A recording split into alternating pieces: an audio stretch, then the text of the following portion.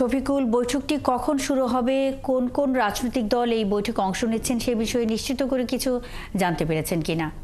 জুলাই গণ অভ্যুত্থানের যে ঘোষণাপত্র, সেই ঘোষণাপত্র প্রস্তুতের লক্ষ্যেই কিন্তু আজকের এই যে সর্বদলীয় বৈঠক প্রধান উপদেষ্টা প্রফেসর ডক্টর ইউনূসের নেতৃত্বে অনুষ্ঠিত হবে। এবং এই বৈঠকে এখন পর্যন্ত আমরা যেটি জানতে পেরেছি যে যেসব দলকে আমন্ত্রণ জানানো হয়েছে তার মধ্যে যদি আমরা বলি বিএনপির পক্ষ থেকে জানানো হয়েছে তাদের এক সদস্যের একটি প্রতিনিধি দল এখানে আসবেন। পাশাপাশি গণতন্ত্র মঞ্চের পক্ষ থেকেও এরকমটি আমরা জানতে পেরেছি যে তারাও এক সদস্যের একটি প্রতিনিধি দল পাঠাবে। এছাড়া জামাতে ইসলাম তাদেরও এই বৈঠকে অংশ নেওয়ার কথা রয়েছে। যেহেতু এই বৈঠকটি বিকেল 4টায় আনুষ্ঠানিকভাবে শুরু হওয়ার কথা, এখনো পর্যন্ত আমরা সেরকম রাজনৈতিক দলের নেতৃবৃন্দকে এখানে আসতে দেখিনি। তবে হয়তো আমরা যেটি জানতে পেরেছি অল্প কিছুক্ষণের মধ্যেই রাজধানীর এই ফরেন সার্ভিস একাডেমিতে যেখানে এই বৈঠকটি অনুষ্ঠিত হবে সেই ফরেন সার্ভিস একাডেমিতে নেতাকর্মীরা এসে পৌঁছবেন এবং ঠিক বিকেল 4টা নাগাদ এই বৈঠকটি শুরু হওয়ার কথা রয়েছে।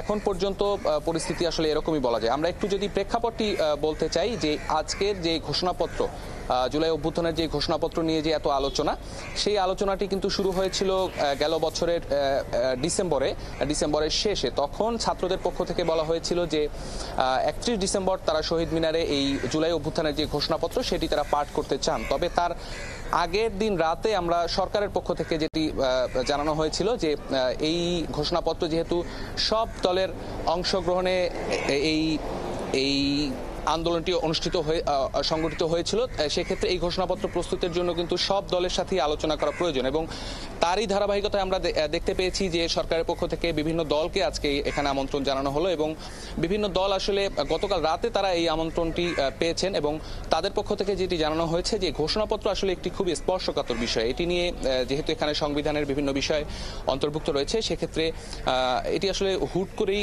কোনো সিদ্ধান্ত এখানে দেওয়া সম্ভব না এবং একদিনের আলোচনায় আসলে এই ঘোষণাপত্র প্রস্তুত করা কতটা সম্ভব এ নিয়েও তারা কথা বলেছেন। তবে তাদের নিজেদের মধ্যে আলোচনা করে কিন্তু আজকের এই বৈঠকে তাদের প্রতিনিধি পাঠানোর কথা রয়েছে এবং আমরা যেটি জানতে পেরেছি বিএনপির পক্ষ থেকে এর আগেও যেটি বলেছিলাম যে স্থায়ী কমিটির সদস্য সালাউদ্দিন আহমেদ তিনি এখানে থাকবেন। পাশাপাশি জামাতের পক্ষ থেকেও প্রতিনিধি থাকার কথা। এছাড়া গণতন্ত্র মঞ্চের পক্ষ থেকে জোনায়েদ সাকি তিনি এই বৈঠকে অংশগ্রহণ করবেন, আমরা সেটি জানতে পেরেছি। তো আমরা অপেক্ষা করছি ফরেন সার্ভিস একাডেমির সামনে হয়তো কিছুক্ষণের মধ্যেই নেতারা এখানে আসবেন এবং প্রধান উপদেষ্টার সাথে কিন্তু আরো 4 জন উপদেষ্টা এই বৈঠকে অংশ নেওয়ার কথা রয়েছে। তো আনুষ্ঠানিকভাবে বৈঠকটি এখনো শুরু হয়নি, আমরা অপেক্ষা করছি। বৈঠক শুরু হলে হয়তো আরো বিস্তারিত আপনাকে জানাতে পারবো। মুন্নি, নিশ্চয়ই আমরা আবারও আপনার কাছে ফিরব। শফিকুল হক সঙ্গেই থাকবেন। প্রধান উপদেষ্টার সাথে রাজনৈতিক সর্বদলীয় বৈঠকের সবশেষ খবরাখবর নিয়ে শফিকুল হক যুক্ত ছিলেন।